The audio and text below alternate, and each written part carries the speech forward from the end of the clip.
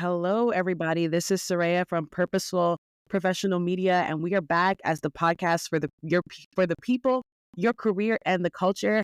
Today, I have a special data scientist, analytical person here with me today to talk about his career and his journey into technology, his love for all things tech. We're going to get into it. So please welcome Steve to the podcast. Steve, introduce yourself to the people on the podcast. Everyone, I'm Steve Anderson, aka Analytical Steve. Excited to be on podcast today. I love what you're doing here and the vision that you have. Thanks for having me on here. I'm Steve. I'm the Senior Director of Data Science and AI at Teradata, and we'll talk about that later and more information there. But hey, excited to be here. Yeah, very excited. So first, I got to ask you, why Analytical Steve? Like, how did you come up with that nickname? Because I feel like I've been trying to find a nickname for myself and I haven't found one yet. So I want to know, like, how did you come up with the nickname Analytical Steve? Uh, Where did it and come from? First, it's not a nickname. I Okay. legally went to the county office and changed my name to Analytical. So my first name is Analytical and my last name is Steve.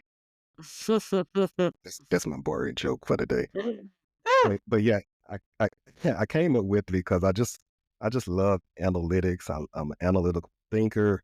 I love solving problems and things like that. So hey, I self-proclaim myself as Analytical Steve. Okay, very cool. All right. Okay. Listen, I'm not mad at it. I'm not mad at it. I'm about to start calling myself Visionary Surayya because I need a way to like introduce who I am to the people. So thank you for that idea. And that's cool. I like that. I like the visionary name because we can call you we can say V for short or V's or VS. I Yeah, think we listen, going somewhere. I'm about to leave here with a new name for real. Okay. So I want to start with a pop culture question. And this is a question that's been on my mind because AI and machine learning have been around for a long time, but we're currently in a boom where we're seeing a lot of, I think every other app that is coming out now is AI something, something, something, something. And as someone who has been in technology, technologist at heart, I wanted to talk to you about your perception on what's happening. So I do have a pop culture question, and it says, is the growth of artificial intelligence and machine learning technologies a net positive or net negative for our society? And the sub questions are for the workforce, for the education system, or for our interpersonal and intrapersonal awareness. So, yeah, you are a technologist. So, I want to hear all the thoughts on the boom in AI and technology and its effect on us potentially. Yeah, I got some thoughts there. And honestly, AI has some pros and some cons. Like any other Mm, innovation throughout history, all innovation has had pros and cons. On the positive side, AI is progressing the healthcare industry, education, and even climate change initiatives. There's some great work being done across a lot of different industry that matters to the world. Like I was at a conference last week and I was speaking about AI, and there was this example that I gave because of a story that I read on time.com right before speaking. I just quickly put it into my presentation. There's a healthcare company in New York called Northwell, and you may have heard of it because you're from New York. And Northwell built a AI system that will scan images from CT scans and MRIs to try to find large masses and lesions in order to find cancer. And they was able to reduce the time to treatment by 50%. And that's the time from diagnosing it to addressing the disease.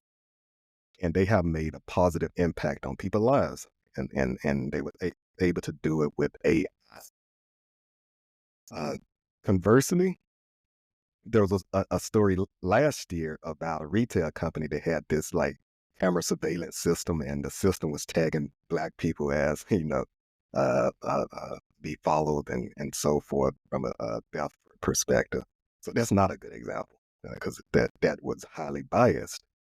So, there's pros and cons. I believe that AI, when done in an ethical and trusted way, improve people's lives.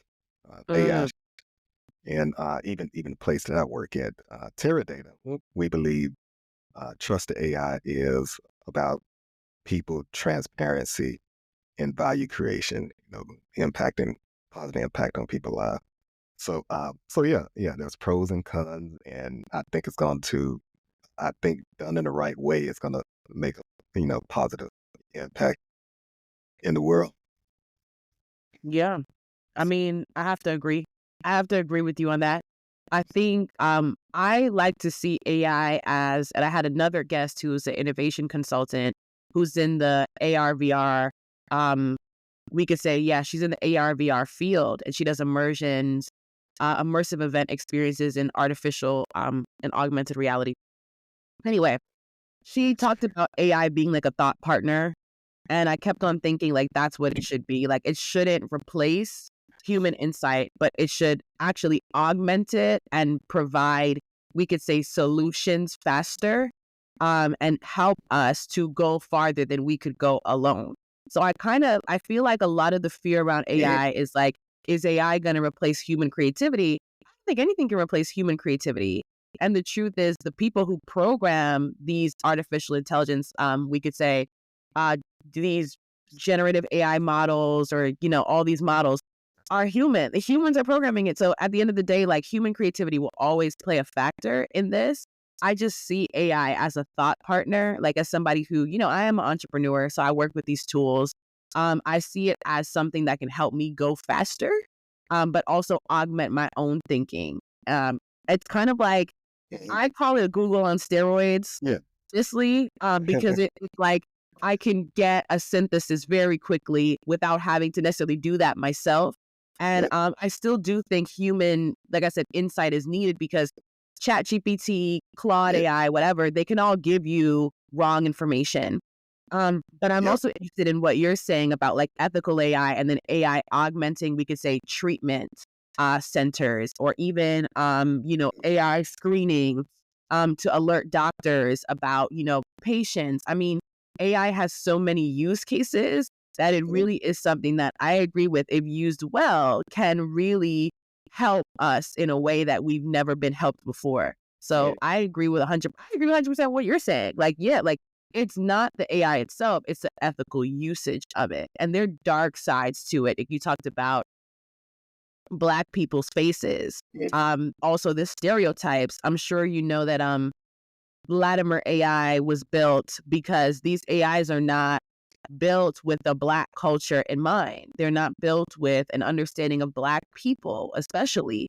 So we're still behind the eight ball in some aspects. And I think that is a negative aspect, the lack of diversity in these algorithms. That is a huge negative. Yeah. But what I will say is I agree with what you're saying in that, like, it's ethical usage. I agree. Yeah. I Yeah. The diversity in this space is huge. Lately, I've been going to events by technology companies. Like, for example, Salesforce had a event called AI Equality Summit. So mm, it's first year they have it, and they're gonna have it annually. So they were talking about, hey, uh, uh, building AI for everyone, mm, whether it's making it more accessible, whatever the case may be, and just making sure you're including everyone in this journey. And I'm seeing more and more technology companies doing AI equality events. Because diversity is really huge, you got to bring as many people along this journey as possible, and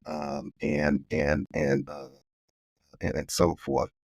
I partnered with a organization last week where I emceed a AI conference, and it's called LARC, and it's the governing body of 19 community colleges in LA, and they're doing great work in trying to get the workforce uh, uh, ready for this this new AI world and helping employers um, get the talent that they need. They're trying to bridge that gap there because getting AI, making AI accessible and equipping citizens with AI literacy it's huge because we got to bring as many people on this journey as we can.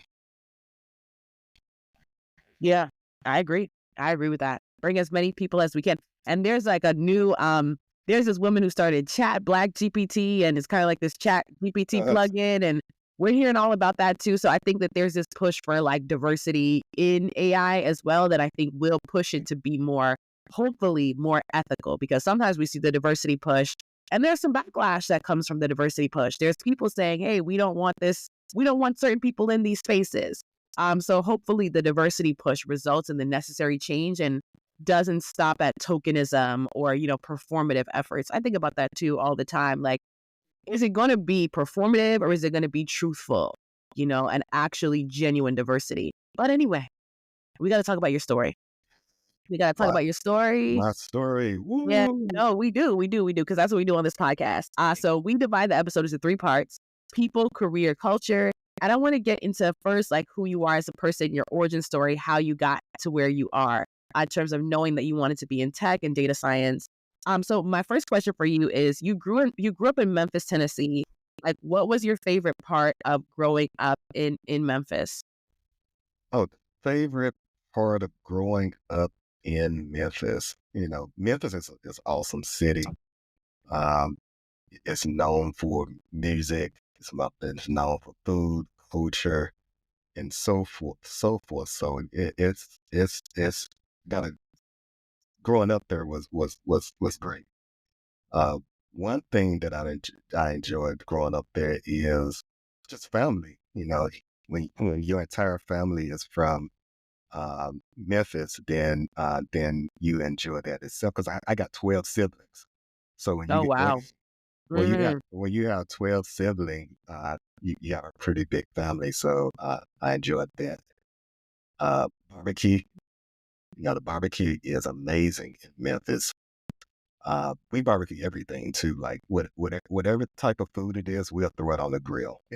In most cities or places, um, probably won't barbecue anything like we do in Memphis. But yeah, we'll throw anything on the grill. Um, Basketball. Uh, I'm a huge basketball fan. I grew up playing a ton of basketball. The reason why I mentioned basketball is Memphis is a basketball city. We mm, love basketball. And on average, the talent there is amazing. So, like in San Francisco, you know, no, I'm gonna start with Memphis. Memphis, I'm a good basketball player. San Francisco, I'm amazing because yeah. because the talent level. Like so, I love that growing up. Um, I loved a lot of different things. I got a lot of great memories there. Had a lot of great moments. Interestingly, there's a very talented data professional community there. There's some really good data people there. So a lot of people don't know that. But yeah. Memphis is awesome. Yeah, I feel like Memphis would be so awesome. I mean, I hear things about like, depending on who I'm speaking to, I hear a different perspective. But as somebody who's never been to Tennessee, um, I feel like we grow up hearing about like the South, and I'm not from the South. But I grew up hearing a lot about like Memphis barbecue. I grew up hearing a lot about Jack Daniel's whiskey. Like, I grew up hearing a lot about these things. And I'd be like, wait, like, what's so special about Tennessee? So I've yet to make a trip to Tennessee to see what it's like. But thank you for sharing that experience. I guarantee you the barbecue's great, because I always hear people say like the food is great.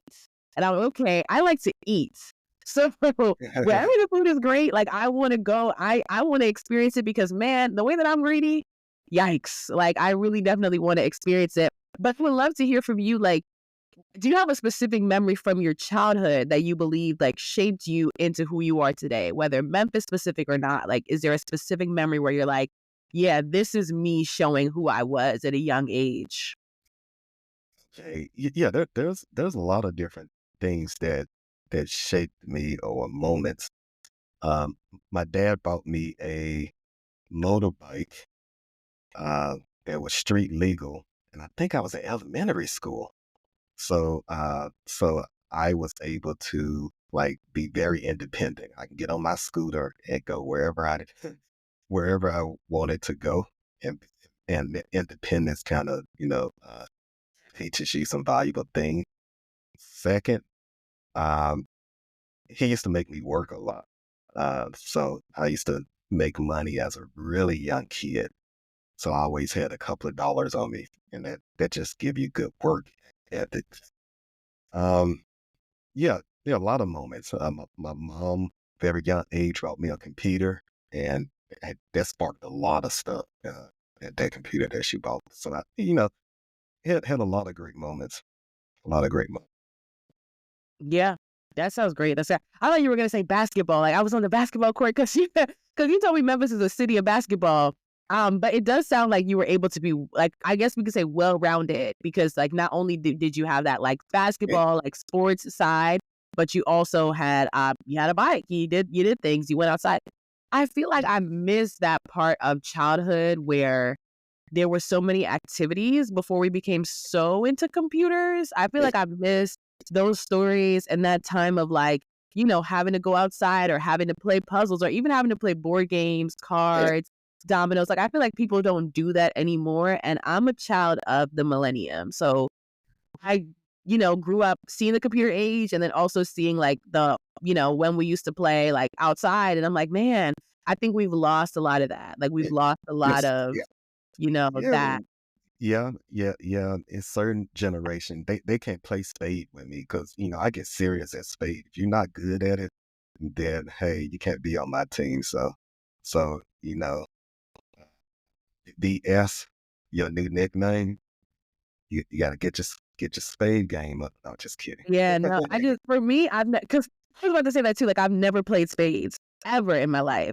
And Oh man. I come from a Caribbean background and I learned how to play dominoes in high school. So, like, I, game playing was never really my thing, but I do remember those stories of like playing outside and like being in nature and stuff like that. Oh And God. to see today's kids with like a tablet in their hand and literally just like no type of connection to Yeah. like outside of the outdoors. I'm like, dang, like we gotta go back to our roots. And I could only imagine being in Memphis, you were exposed to so much natural land and, the countryside.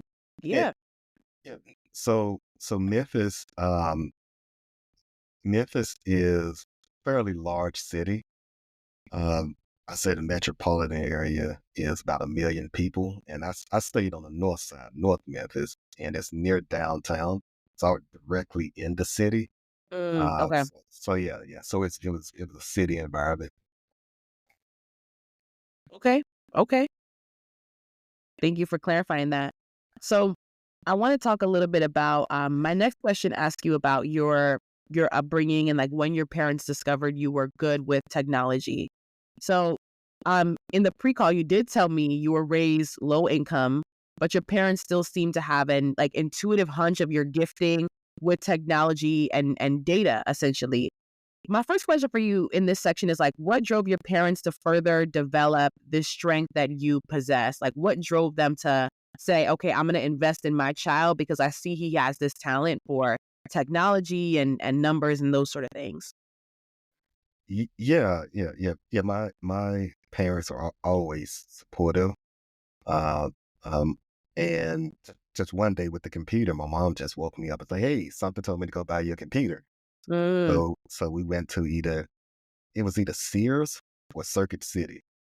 And you're too young to know about Circuit City. I don't know if they I were know about Circuit yeah. City. I'm a Best Buy kid, but I know about Yeah. Circuit City too. And so we went there and we picked out a computer, and it had the monitor, the tower, they used to call it the CPU, um, and it came with a printer and all the things that they came with back then. It was expensive back then, very expensive, and of course she didn't have the money for it. and she opened up a credit account, and my dad Mm. and purchased it with my dad credit. So how that worked out, but that's what she did. And with that computer, only one in the neighborhood who had a computer, so that was pretty cool too. And I just stayed in my room just working on the computer all the time.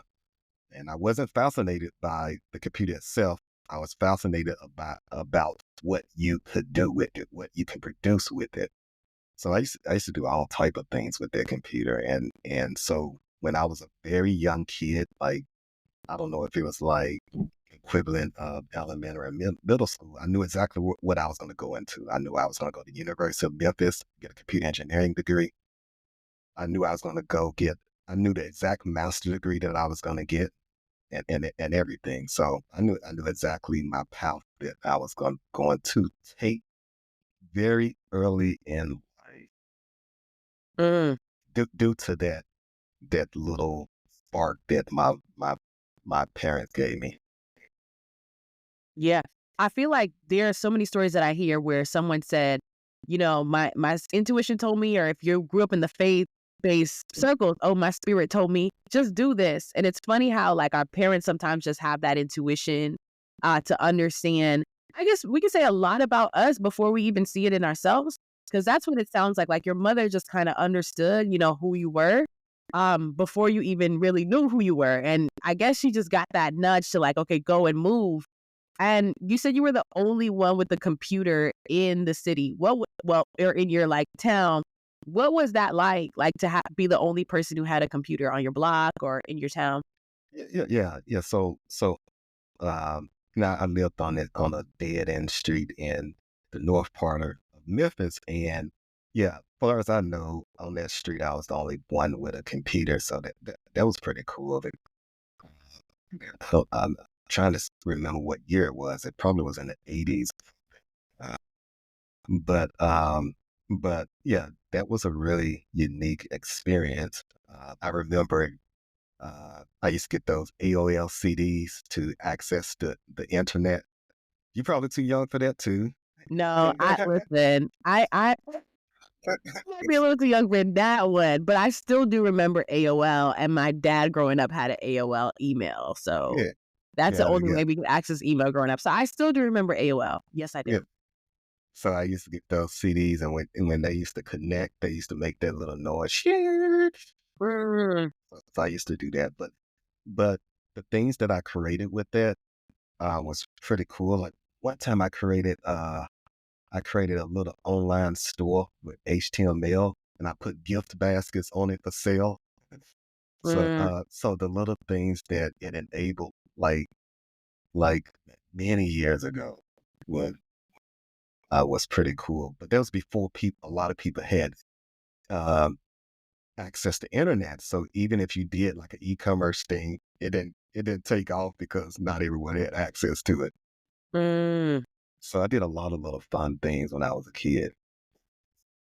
Yeah, no, I think it's great that you had that opportunity to really just exercise your creativity and your love for technology that way.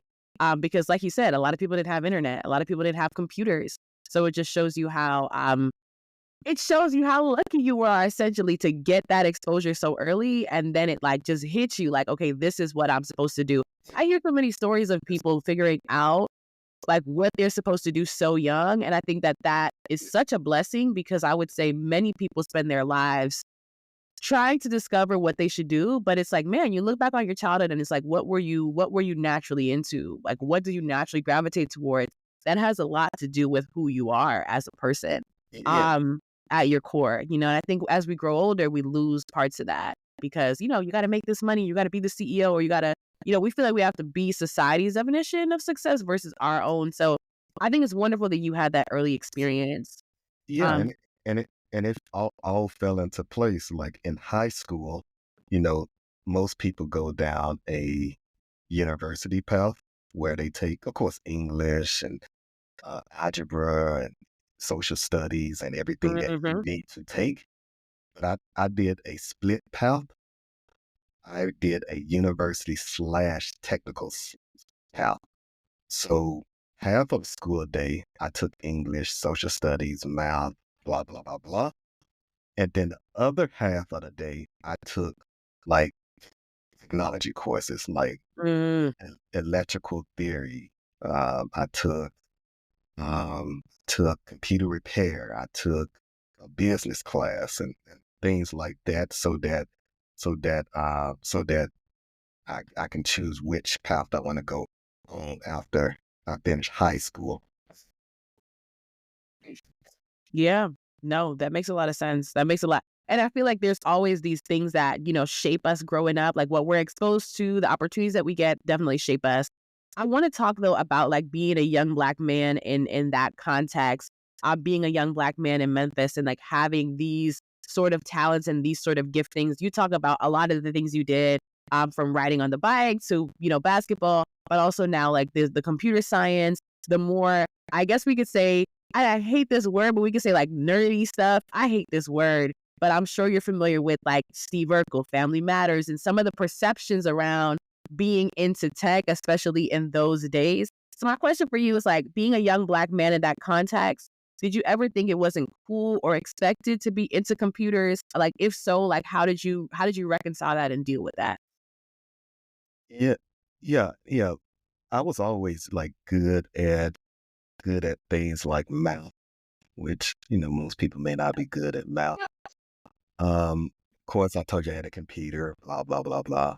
But some of the stuff is cool. Like if you have something um that is rare, that's cool. Like everybody want to come play on your computer. Um, um, but but but with that, something I didn't think about growing up. Like I didn't think about what other people thought a ton. I just had my head down and had a vision. I had my dream and my vision very detailed at a young age. Like I said, I knew what I wanted, exactly what I wanted to do. I knew the time that I wanted to do it. I knew um, where I wanted to go for undergrad, the degree I wanted, the master's degree that I wanted to get. I knew the type of work I wanted to do. I knew every minute detail, the type of car I wanted to drive, type of house the type of lifestyle I wanted to live, impact that I wanted to make on the world, because I had a strong conviction to make a difference in this world. Because my parents instilled that in me. Like all the time, I always just saw them serving people, and and always being about others. I always saw them giving money, giving resources, and so forth. So I was always like heads down, because I wanted to see the vision that I had very detailed, come to light. I didn't want anything getting in that way. I didn't want anything blocking it. I had the potential challenges listed out. I'd say, hey, uh, I'm a Black man. Here are the things that can derail me, and I had each of those things listed out that could derail me, because there are so many things that can derail you. And I had it in two different buckets. I had it in, hey, here's the things that I can control that can derail me. And then the second bucket is like, man, I am a Black man. Here are some things that can derail me that I cannot control. So I knew the difference between those buckets. So yeah. So I just had a concrete vision and kept my head down and executing. That's just like I feel I don't want to come on this podcast and say that's unique, that's unique, that's unique, but I have to say that's unique because I think a lot of people, especially when I'm not sure if you grew up in a predominantly Black space, but I did. Yeah, And I did. when you grow up in certain spaces, especially if you are more, we could say heady or into certain things, it's not always embraced by the people around you. So it takes a very strong vision to know this is who I am, this is what I want, et cetera, et cetera. And it seems like before vision boarding was even popular or visualization or any of the things that we do Yeah, now, you had that concrete, like, I have to plan my life. I can't let life happen to me. I'm going to happen to life. Like, I'm going to structure my life in the way that I want it to be structured, because I'm sure you've seen plenty of men in your predicament that maybe didn't have that level of vision or that level of persistence. So it just speaks to, I honestly say this all the time. Like, if we go back in time and we look at our past selves, we'll realize we had dreams, we had goals, we had vision, we wanted things for our lives. Like, to be a kid, Disney World is where dreams come true, right? Like, children always have a deep understanding of who they are. And I think over time, the world teaches you. You talked about separating it into like what you could control versus what you can't control. That's brilliant, because the world teaches us to give into what we can't control rather than focusing on what we can control. And I think for many of us who grew up, like I said, in predominantly Black spaces, we had to focus very heavily on what we can control, because you can't control how people view you. You can't control whether the society thinks you're worthy or not, but you can control how hard you work. You can't control how you treat people, how you treat yourself. So I think it's wonderful that you kind of like mapped out your life and you said, like, none of these external forces are going to stop me. Would you agree with that? Like, you said, like, I'm going to focus on what I can control. Yeah. Yep. Yeah, I agree with that. Okay. Because I can relate. I can relate to having to focus on what I can control. So I definitely think that's great. Okay. So I feel like in the context of it being cool, right? To you it was cool, and you kind of always knew that you were going to be a data scientist. Like, what was that moment for you when you realized that, data can be turned into something beautiful? Like, it isn't just numbers, but there's a bigger picture, the impact that you want to have in the world. What was that moment for you when it started to really sink in? Like, this is why I want to do this versus I just think it's cool. Yeah. When you take something that's nothing, like little bites of data that's meaningless, that doesn't mean anything, that doesn't tell a story. When you see the process of taking that, massaging it, and analyzing it, applying analytics, and being able to tell a beautiful story and see this beautiful, tangible thing in front of you that's going to add value to whatever you're trying to add value to, whether it's a problem or whatever it is. That is an amazing process. When you do it in a way that really going to make an impact, like there was some work I've done for uh, uh, state of California and UCSF, and I won't go into it, but man, it because of that, uh, uh, a lot more people are healthier, and it saved almost $1 trillion to the state, all because you did something with data, and and help attribute what efforts that they're doing, attribute to attribute the efforts that they're doing to monetary outcome, so that they can continue to do what they're doing, change what they're doing based on what the data say. When you see something like that and see that, oh man, people are healthier and people are, and it saved the state money, and so forth, you're like, man, this is some powerful stuff.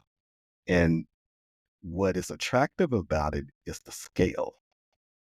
Like, let's say you find some type of new insight. You did research in the healthcare field and you found some type of insight, and you give the insight to the healthcare community where doctors can do some new technique, whatever the case may be. Scale of that is amazing. In most fields, the scale is, hey, I helped this person.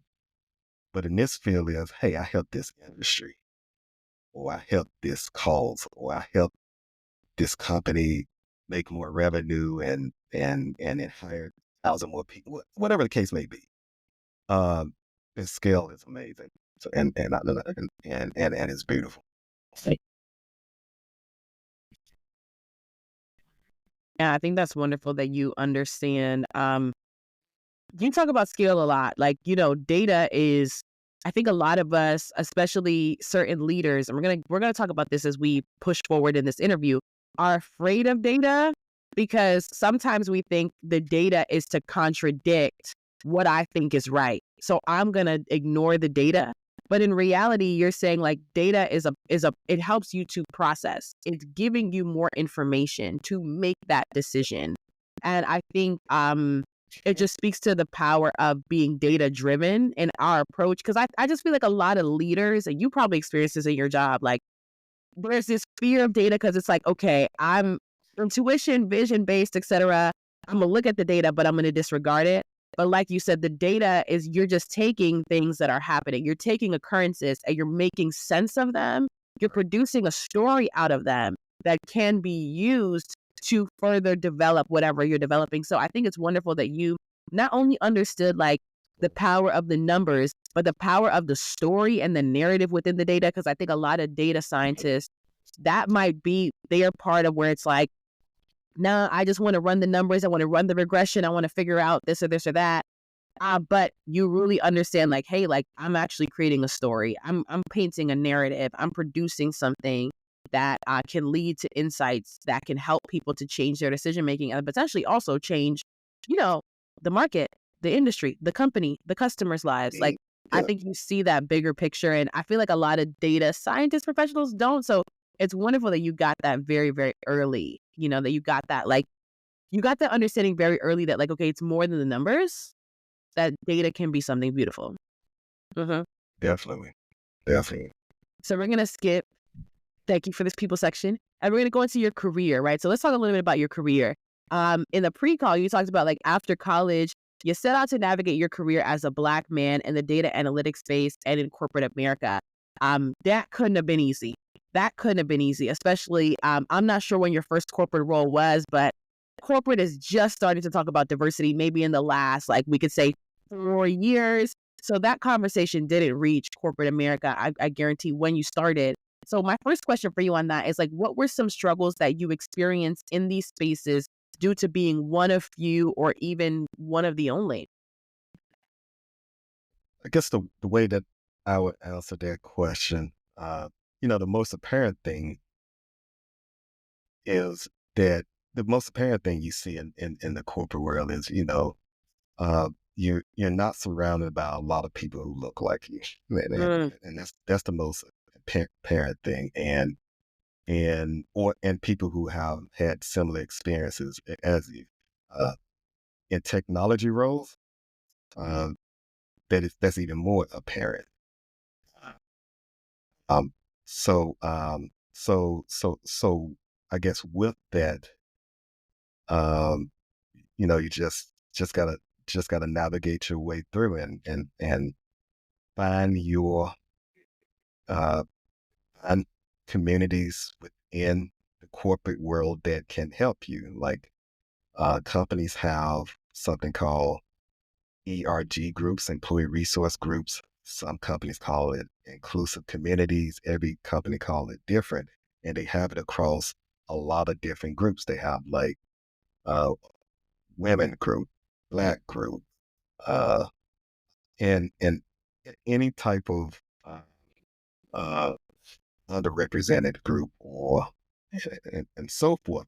So hey, so I always found that community because the best way to navigate the corporate world is sometimes is to, chat with someone who, or or or or be in community with someone who have been through some of your experience. So, and if someone has been through your experience, they can say, "Hey, here's one pitfall. Do this," or they can be like, "Hey, here's some things that you can do to help the company uh, make even more money or add more value to the company." Because at the end of the day, if you help a company make more money and you add value to a company, that's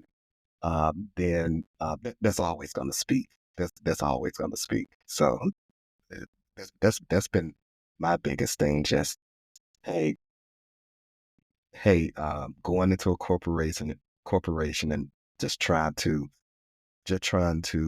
create value, try to navigate it effectively, and to also, um, like I said, just bring something of value.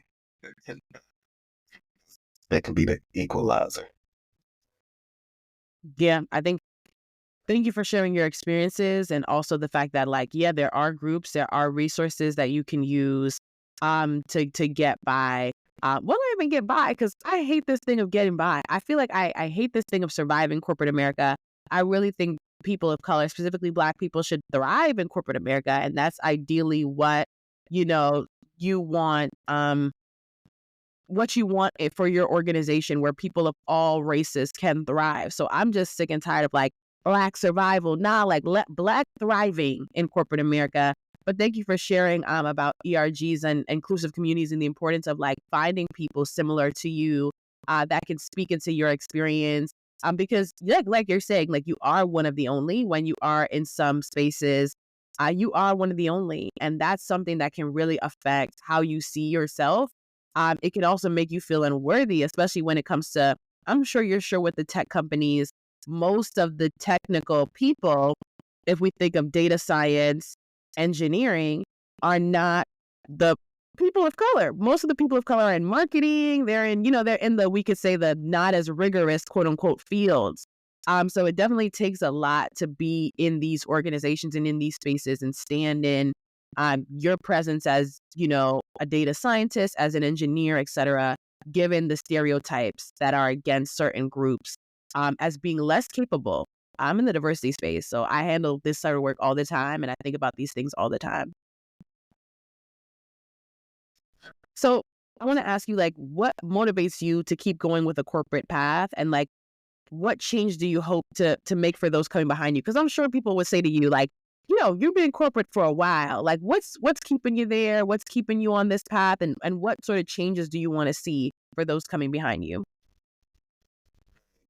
One thing I like about the corporate, I'm gonna use this word again, scale.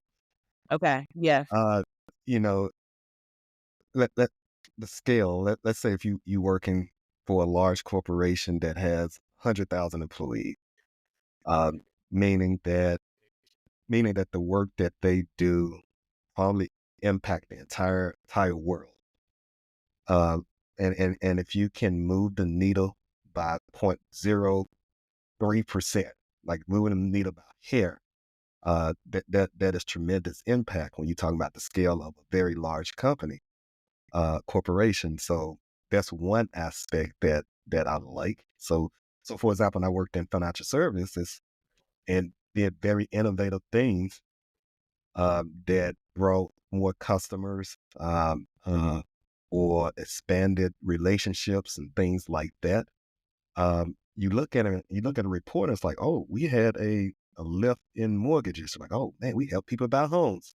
Oh, Mm, we help people buy cars to transport their family around. Oh, we help people with, send their kids to college. We help people save money. You look at the report, and you visually bring it to life. You bring it to life, and the scale that you can do that in the corporate world is tremendous. Because of all the resources and the number of customers they have, and so forth. So I keep bringing up that scale word, and that's one of the reasons why I like corporate world. The second reason I like the corporate world is I like the challenge. Navigating it and producing value. That challenge really keeps me in it. Yeah. So those are some of the reasons why I stick with it. yeah. No. Hey, listen, I feel like I like when I interview people and they tell me, here's why I like corporate, because I think a lot of people see it as they see it as something that people should want to escape from. Like, oh, you should want to escape from this and do your own thing. But what I tell people is like, everybody is different. I know some people who escaped from it, became entrepreneurs, never look back. I know some people who run companies and work in corporate, so they like the stability and some innovation. I know some people who have been in corporate and they've climbed the corporate ladder. I mean, I honestly feel like whatever your path is your path. So I like the fact that you could point to specific things about corporate that you like, because I don't always hear that. Sometimes I hear the horror stories of like, oh, I don't want to be in corporate anymore.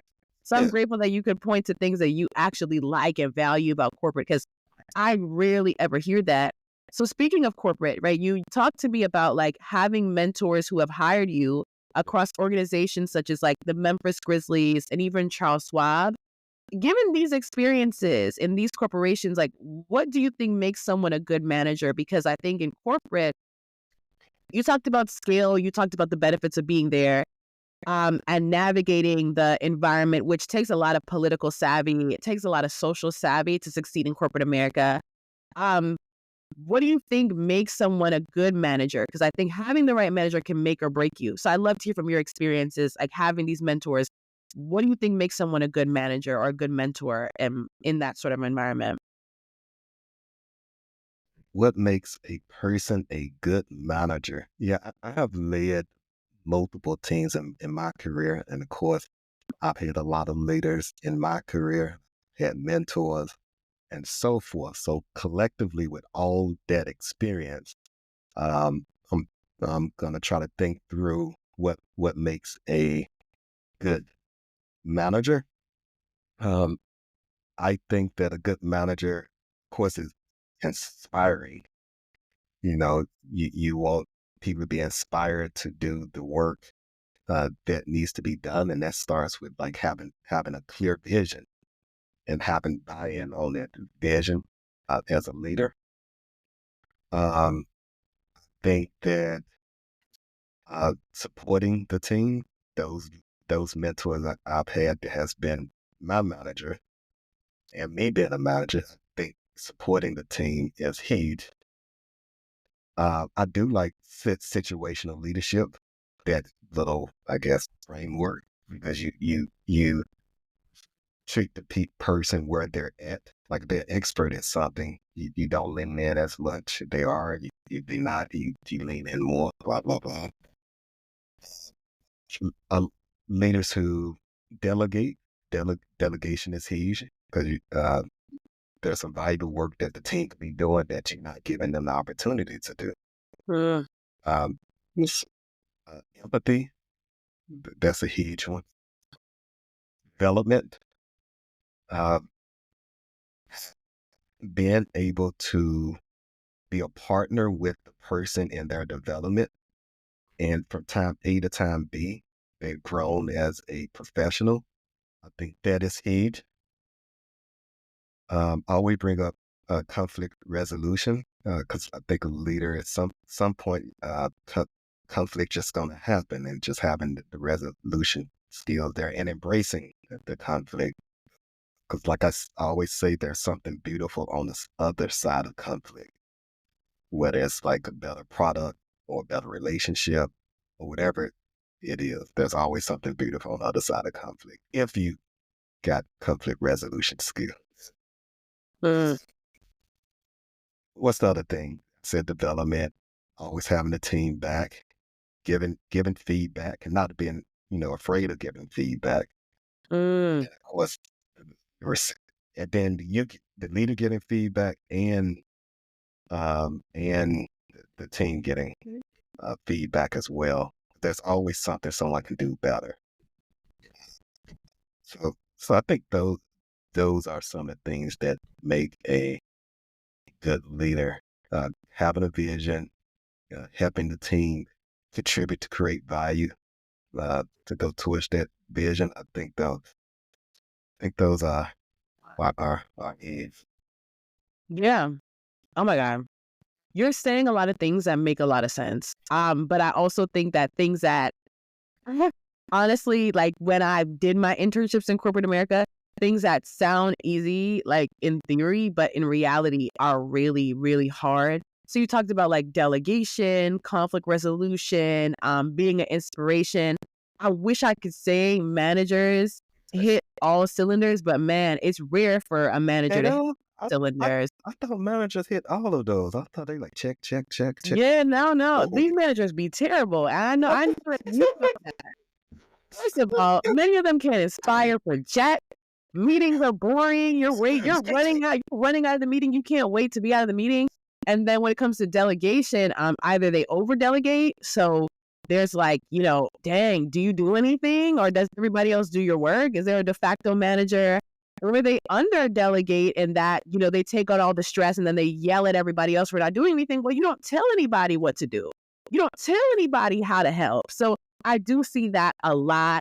Conflict resolution, conflicts got people written up in HR, 600 reports. So I just feel like my experience, my short-lived internship experience in corporate America, I saw a lot of it's very easy to say okay, managers must do this and that because they should, but I think very few workplaces provide the training that is needed for someone to successfully be a manager because most managers suck. I got to keep it real. Most managers are really bad. And if you're lucky to get a good one, then you're lucky. But most managers suck. They just can't. It's like either they're overworked or they overwork their team. There's no real balance and no real greatness coming out of the managers. That's what I've seen. But that's my perspective. That's my little perspective. Hey, I like your perspective there. You said the training piece. Training is huge. So yeah. Yeah, absolutely. So I want to talk about your job today. So today you work at Teradata. Can you tell us more about your day-to-day role and how you aim to turn data into, you said this, a human success story? Why do you say that? Big word. Yeah, big. Okay. Yeah. So at Teradata, I am on a data science and AI thought leadership team within the marketing team. So, we help with the messaging and positioning of our AI messaging. So that entails a lot. Also, it entails creating assets like white papers, blog posts, and things that you see on our website. It also entails being a partner to many teams within an organization to use our data science and AI expertise.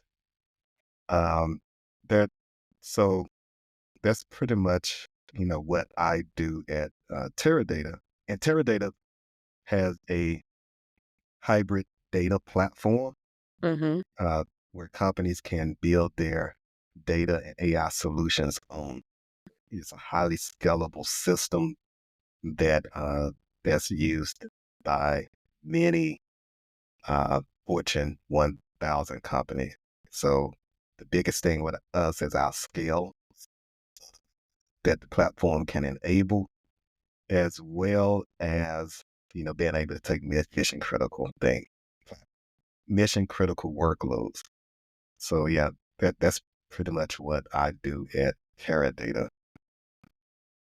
Very interesting. I mean, you were the one that introduced me to Teradata. So now I had to Google and figure it out. But I think from our first conversation, you were such a good representative for the company. You spoke highly of the company and also the work that you do. And I figured I was like, okay, now I'm curious. I'm like, what is Teradata? A lot of us are listening and we're trying to figure it out. But yes, thank you for telling us, there's a data platform, there's a dual business structure.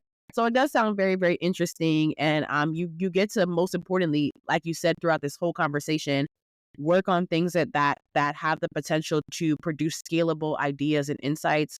Turn data into a human success story. Literally, that's what you told me in the pre-call. And I was like, okay, I like that. You can see where your data analytics, data engineering work has a tangible data science work, has a tangible effect and a tangible impact. And I think that's something that I think a lot of people do need, especially when it comes to motivation. We talked about some of the problems in corporate. I feel like one of the problems in corporate is that your impact isn't always tangible. You don't always see your impact. So I think it's wonderful that you can feel that sense of tangible impact in your career. Because I think that's honestly, if I think of what keeps people going, it's that sense of tangible impact that you have when you do something that you love and you know that it's bigger than me. And I think at any job, you need that as a human to function, to feel like you're somebody. So 100%, I love that. You I said a want to know mouthful though. there. You summed it up perfectly there. But what do you Yeah, want to know? I want to know because, I'm curious. So as someone who has lived in both Memphis, Tennessee, and also San Francisco, so you've navigated the South, and you navigated the San Francisco Bay Area.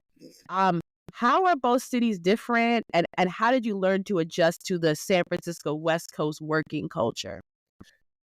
Yeah, um, so they are different.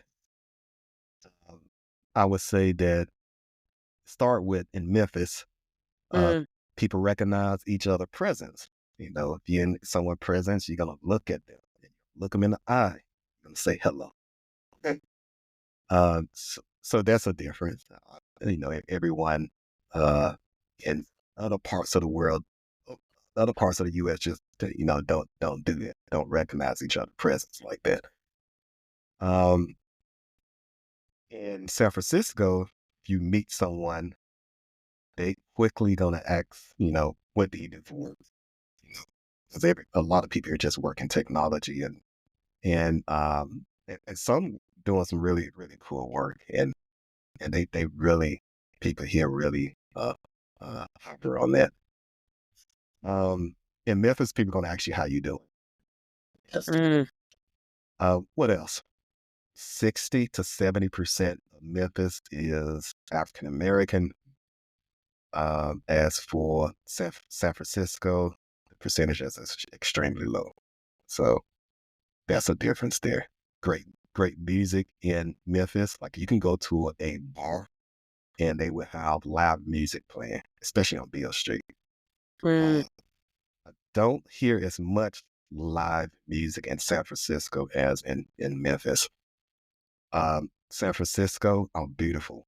Uh, you know, it's surrounded by water on three sides: the Bay, the Pacific Ocean. It's hilly. It's walkable. I love the lifestyle in San Francisco. I can walk everywhere I need to go. Never need to drive. Uh, Everything is outside your door. So I like those aspects of it. Weather is amazing. It stayed really consistent. It's going to be 50 to 60 degrees all year round, just slightly chilly. In Memphis, it'll be 90 one day and 70 the next. so, Mhm. so in the swing, in the swing. You have a thunderstorm one day and sunny the next. You're like, oh, what is going on? But Mm, but uh, but yeah, there's some differences there in the work world. In my space, the data field, Memphis has some really talented data people there. So uh, when it came out here, I was pretty good with data, um, and competed in the marketplace fairly well. And I'm from the South, so don't mind talking to people and hearing their interactions and being personable and stuff like that. So it was a really value add when I moved out here. But yeah, those are some of the differences. Both have some different pluses. So like both places. yeah. It sounds like you were able to you know, understand the contrast between both. And honestly, so I was in the Bay Area last year, and oh my god, I didn't like the fact that it was 60 degrees in the summer. I didn't like it at all. And I was like, oh my god, it was my dream growing up as a kid to live in California, but I was like, man, I can't with the Bay Area, and the food was so expensive. And it was just the culture out there did not agree with it. It didn't agree with me. And I was in the city of San Francisco. So I was San Francisco, San Francisco. I wasn't in Oakland. I actually Yeah. didn't get the chance to visit Oakland. But it was one of those things I was like, man, that's how cold it is up here. Oh my God. Like, you gotta put on a jacket? No, I was expecting California sunshine, but one of the things that I was in San Francisco last year when the city was talking about needing to rebuild. So they were talking a lot about people, I guess, leaving the city due to COVID and, needing to rebuild. And I think they were even giving businesses free office space or something. It was a lot happening there. And I don't know what San Francisco's like this year, but it was a lot of conversation around oh, we need to, rebuild. And I was also thinking what you're thinking, it isn't that diverse here.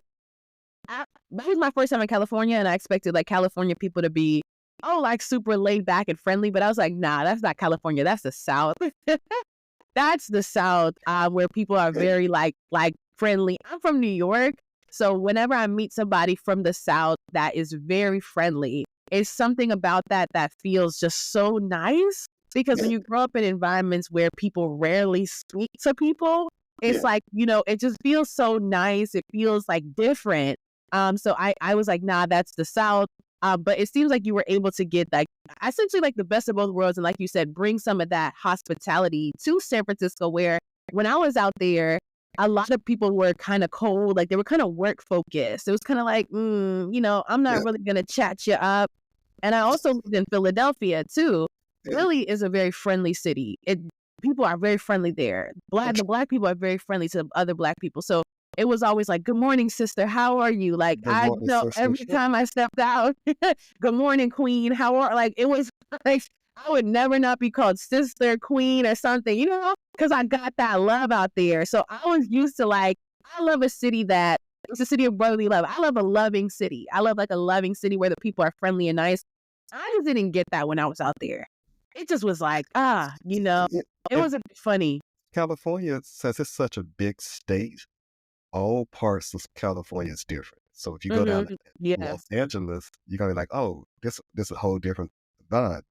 Then so San Diego is different. San Francisco is different. So it just depends on what part of California you're in. And it's really San Francisco is really different in the summertime, because summertime is winter. So if you come in the summertime, especially tourists, you always know a tourist because they have like this pink "I love San Francisco" shirt on. Yeah, you definitely, yeah, because Yeah. they got the pink "I love San Francisco" sweater on because they came here thinking they was gonna be in climate like Los Angeles. Yeah, that's So, that was me. That was me. I didn't even bring anything for the weather. But anyway, for our last section, we talk about culture. And I want to ask you a question about one thing that you want to do for the Black community. So um you said a couple things you want to do, and we're just gonna get into it. It's like, what are 3 tangible lessons that they can take away from this episode or from your career that can help our guests, not just our guests, but our listeners, to be more purposeful in their profession? Yeah. Or, actualize whatever it is that they want to do in the world. yeah, I would say one is to continue learning and be curious. You always want to be developing yourself. Like I said earlier, in time A versus time B, you want some growth professionally. So continue learning and continue growing. Uh, Two, I would say, have people around you who gonna give you feedback, encourage feedback, even if it's not good feedback, because it goes back to one. You want to continue growing, and you want to have feedback from multiple different sides. You want feedback from leaders, you want feedback from peers, and you want feedback from external as well. So you want it from multiple angles. Um, the third thing I would say is um, always strive to create value. And then when you create value, show the value that you created. Because sometimes are we aren't as, I guess, I don't want to use the word uh, persistent on showing the value that we add. Be confident in the value that you add, and tell that story. And then I guess the fourth thing, if you in the corporate world, just, hey, you there, and uh, and and and you can um, you can you're there, and you're there for a reason, and you can do some of the things that you want to do. Uh, so hey, take that moment and be you and create value, I think. those are the things that I would say. And I just, made that up right when you asked the questions, just trying to think of my bank of my experience on what I think would be helpful. And those are some of the things that I think. I think those are good lessons. I think those are good lessons, especially to stay curious and give feedback or find people that can give you feedback. I think that speaks to like intellectual humility, and understanding that key to succeeding in any career is knowing what you don't know and what you're, the areas that you're not as skilled at, and finding people that can walk you through that, coach you through that, but also, having the curiosity and willingness to learn. Many of us think that college is the end all be all when it comes to learning. College is just the beginning of any phase of your life, graduating from college, grad school, whatever. It's just the beginning. There's so much more to learn. And I think that intellectual humility really does set people apart. Okay, so thank you, Steve. Thank you for being here. We've come to the end of our episode. Any parting words for the that you have for our listeners? Anything that you want to say? Hey, the only parting word I have is, hey, uh, you know, thanks for having me today. And, this conversation, been good, and hopefully people enjoy the podcast and get something out of it. And, thanks again. Yeah, thank you. All right, thank you. All right, y'all, we are out. Bye.